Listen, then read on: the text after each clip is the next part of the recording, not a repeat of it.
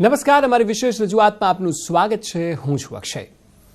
ચૂંટણીનો માહોલ બરાબરનો જામ્યો છે. ભાજપ હોય કે કોંગ્રેસ, બંને અલગ અલગ લક્ષ્યાંક લઈને ચાલે છે. ભાજપને છે કે 26માંથી 26 બેઠક જે છે તે રિપીટ થશે. કોંગ્રેસનું માનવું છે કે 15થી 16 બેઠકો તો એવી છે કે જ્યાં કોંગ્રેસ સીધી જીતે છે અને કોંગ્રેસના ખાતામાં બેઠકો જવાની છે. બંને પક્ષ પોતાના લક્ષ્યાંકને મેળવવા માટે સ્વાભાવિક છે કે એડી ચોટીનું જોર પણ લગાવી રહ્યા છે. બંને પક્ષ જાણે છે કે જનતાને આકર્ષવા સ્ટાર પ્રચારકોને અહીં ઉતારવા ખૂબ જરૂરી છે. અને એટલે જ આપ જુઓ તો નરેન્દ્ર મોદી હોય કે રાહુલ ગાંધી, સિદ્ધુ હોય કે સ્મૃતિ ઈરાની, તમામ ચહેરાઓ પ્રયત્ન કરી રહ્યા છે પોતપોતાની વાતને જનતા સુધી પહોંચાડવા માટે. તો આ તરફ આજે એક બીજી મહત્વની ઘટના એવી ઘટી કે મોદીના વાવાઝોડાની સહાયના ટ્વીટ પર આવી ગયું રાજકીય વંટોળ અને સાથે વડાપ્રધાન મોદીએ પ્રચારમાં ફરી એકવાર તેમની જાતિનું શસ્ત્ર ઉગામ્યું છે. આ તમામ ઘટનાઓ પર આજની રાજનીતિની જે હાઇલાઇટ્સ છે તે આજની આ 3 મુખ્ય ઘટનાઓ રહી. જોઈએ તે જ વિષય પરનો આજનો વિશેષ એપિસોડ સત્તાની શતરંજ.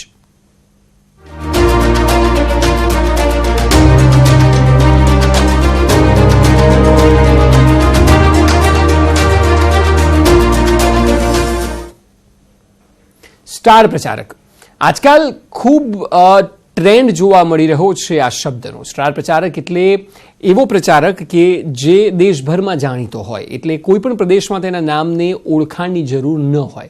બદલાયેલા રાજકારણની આ તસવીર છે કે હવે ગ્રામીણ વિસ્તારમાં કોઈ બેઠક પર પણ રાષ્ટ્રીય કક્ષાના નેતા આવે અને હિન્દીમાં ભાષણ કરે. પહેલાં એવું થતું કે મુદ્દાઓ આધારિત ચૂંટણી થતી અને એટલે સ્થાનિક ગ્રાસરૂટ લેવલના નેતાઓ પ્રચાર કરતા લોકોના ઘરે ઘરે પહોંચતા હતા અને મત મેળવતા. પરંતુ હવે મુદ્દાઓ બદલાઈ ગયા છે.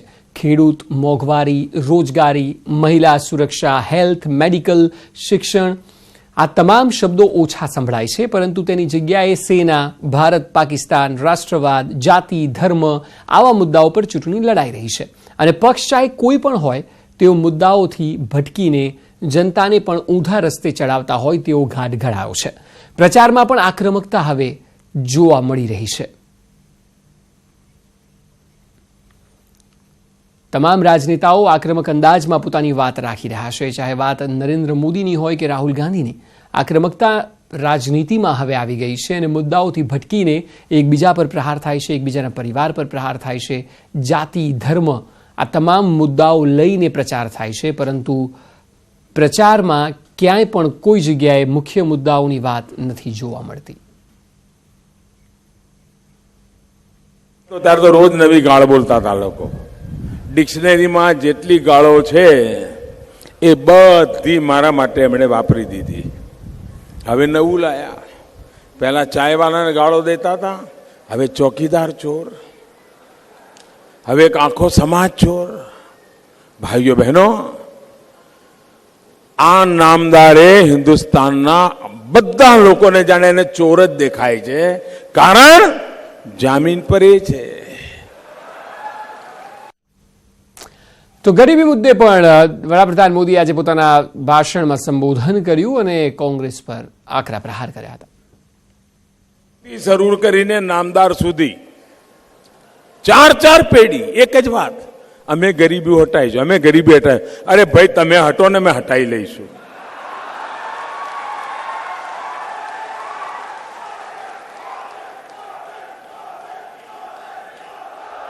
આ તમે હટતા નથી એના કારણે ગરીબી બી હટતી નથી. ભાષણોના સમયગાળા વચ્ચે રાજકારણમાં પણ ગરમાવો આવી ગયો હતો. આજે તો જરા ગઈકાલના વાવાઝોડાના કારણે ગરમી જરા ઘટી છે, પણ ગરમી ઘટવાનું નામ લેતી નથી. 23 તારીખે ગમે તેટલી ગરમી હોય પણ ભલ ભલાની ગરમી કાઢી નાખવાની છે.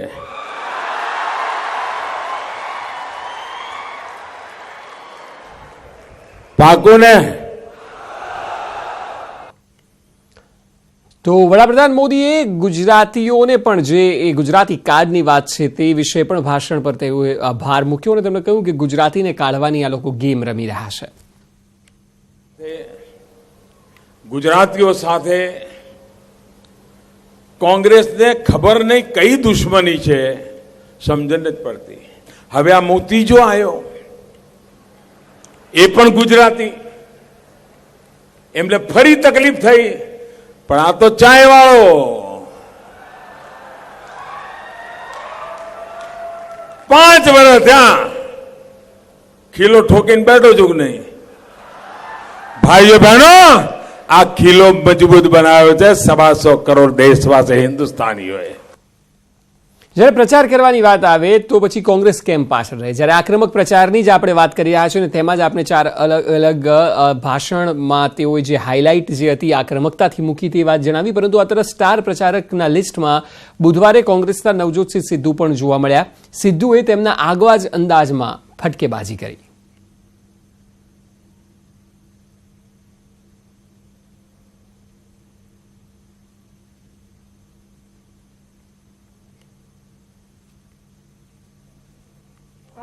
अरे नरेंद्र मोदी, ये राष्ट्रभक्ति है तुम्हारी कि पेट खाली है और योगा कराया जा रहा है बाबा रामदेव भी बना दो सबको. सवेरे मोदी जी, अरे पेट खाली है, योगा कराया जा रहा है और जेब खाली है, खाता खुलवाया जा रहा है. ये राष्ट्रभक्ति है तुम्हारी? है जेब खाली, खाता खुलवाया जा रहा है. अरे खाने को खाना नहीं, शौचालय बनाया जा रहा है. ठोको ठोको. है गांव में बिजली नहीं, डिजिटल इंडिया बनाया जा रहा है. गांव में पानी नहीं, डिजिटल इंडिया बनाया जा रहा है. ये नहीं पता लगता सड़क में गड्ढा है कि गड्ढे में सड़क. कोई अपनी लुगाई को लेके जा रहा हो, वो आगे नहीं देखता, पीछे ही देखता रहता है, रह गई कि ढह गई. ठोको ताली. जवाब तो नरेंद्र दामोदर दास मोदी. સિદ્ધુ આક્રમક અંદાજમાં જોવા મળ્યા તો ગુજરાતના મુખ્યમંત્રી વિજય રૂપાણીએ પણ સિદ્ધુને પોતાના અંદાજમાં પાકિસ્તાનના દલાલ કહી દીધા.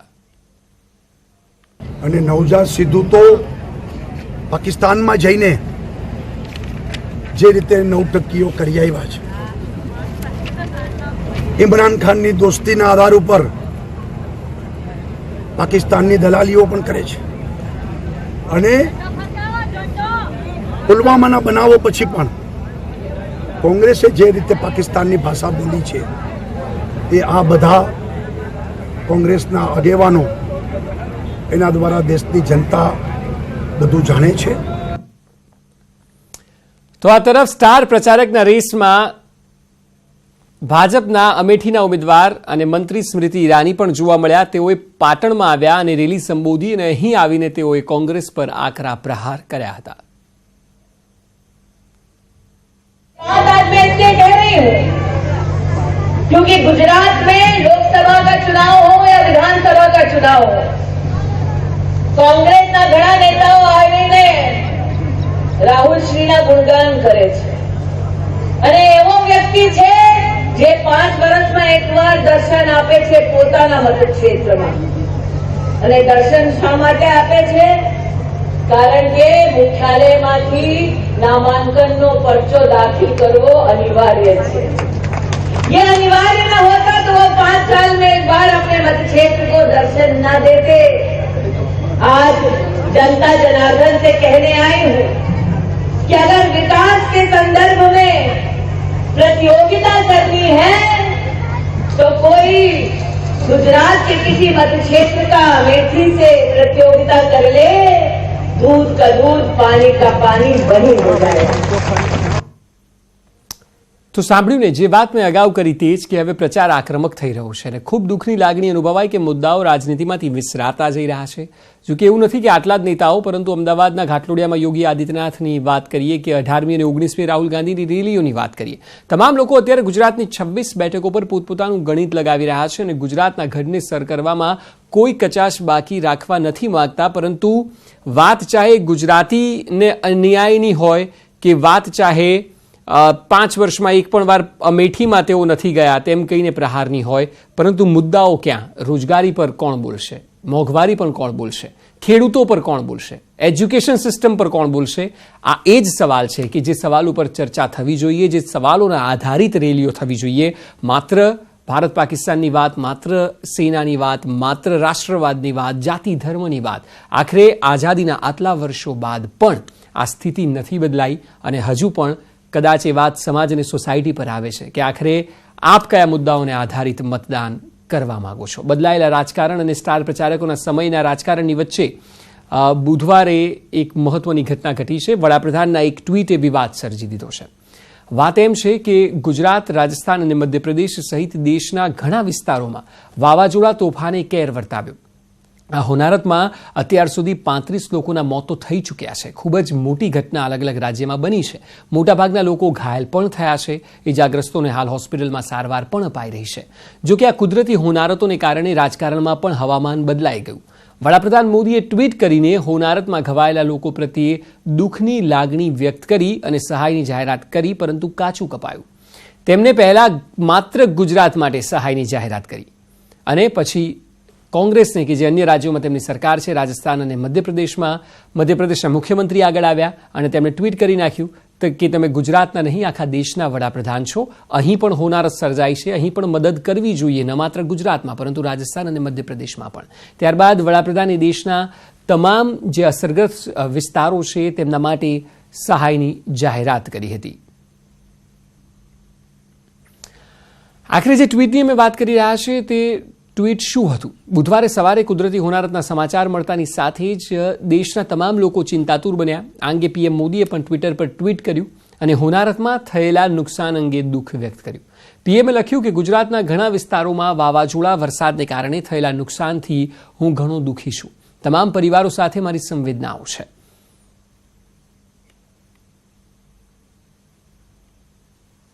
તો આ ટ્વીટથી વડાપ્રધાનના ટ્વીટ ઉપરાંત પીએમ કાર્યાલયના ટ્વિટર હેન્ડલ @PMO ઇન્ડિયાએ પણ સહાયની જાહેરાત કરી, જેમાં કહેવાયું કે ગુજરાતમાં જે લોકોના તોફાનને કારણે મોત થયા છે તેમના પરિવારોને 2 લાખની સહાય અને જે ઘાયલ થયા છે તે તમામને 50,000 રૂપિયાની સહાય આપવામાં આવે. જોકે મધ્યપ્રદેશના મુખ્યમંત્રીએ ટ્વીટ કરીને કહ્યું કે એમપીમાં પણ બિનમોસમી વરસાદ અને વીજળી પડવાથી 10થી વધારે લોકોના મોત થયા છે, પરંતુ તમારી સંવેદનાએ ફક્ત ગુજરાત સુધી જ સીમિત છે. ભલે અહીં તમારી પાર્ટીની સરકાર નથી, પણ અહીં પણ લોકો રહે છે અને આપ વડાપ્રધાન છો. આ અંગે વિવાદ થયો અને ત્યારબાદ વડાપ્રધાન કાર્યાલય તરફથી અન્ય રાજ્યો માટે પણ સહાયની જાહેરાત કરવામાં આવી. સવારે 11 વાગે પીએમઓએ ટ્વીટ કર્યું કે મધ્યપ્રદેશ, રાજસ્થાન, મણિપુર સહિત ઘણા રાજ્યોમાં વાવાઝોડા અને તોફાનને કારણે જે નુકસાન થયું છે તેના પર દુઃખ વ્યક્ત કરીએ છીએ. અહીં પણ તેઓ મૃતકના પરિવારોને 2 લાખ અને ઘાયલોને 50,000ની મદદ કરશે. એટલે થયું એવું કે જેવું કમલનાથે યાદ કરાવ્યું કે ખાલી ગુજરાતને જ કેમ, તો રાજસ્થાન અને મધ્યપ્રદેશમાં પણ લોકોના જીવ ગયા છે કે તરત જ વડાપ્રધાન અને કાર્યાલયને ભૂલ સમજાઈ. જોકે તુરંત જ ભૂલને સુધારીને તમામ રાજ્યોને સહાયની જાહેરાત કરી નાખવામાં આવી. જોકે આ તમામની વચ્ચે મધ્યપ્રદેશ અને ગુજરાત એમ બંને રાજ્યોના મુખ્યપ્રધાનોએ પીડિત પરિવારોને અલગથી 2 લાખ રૂપિયા સુધીના વળતરની જાહેરાત કરી હતી. વાત થઈ દેશની રાજનીતિ, પણ ગુજરાતમાં પણ મોટા પાયે જ્યારે તારાજી સર્જાઈ છે ત્યારે પીડિતોને સહાય અને મદદના મુદ્દે પણ ભાજપ અને કોંગ્રેસ સામને આવી ગયા. મુખ્યપ્રધાન વિજય રૂપાણીએ પણ મૃતકોના પરિવારજનોને રૂપિયા 2 લાખના સહાયની જાહેરાત કરી. તો રાજ્યના વિવિધ વિસ્તારોમાં સર્વે કરવામાં આવશે અને સર્વે બાદ તે અંગે પણ જરૂરી સહાય આપવામાં આવશે તેવું વિજય રૂપાણીએ કહ્યું.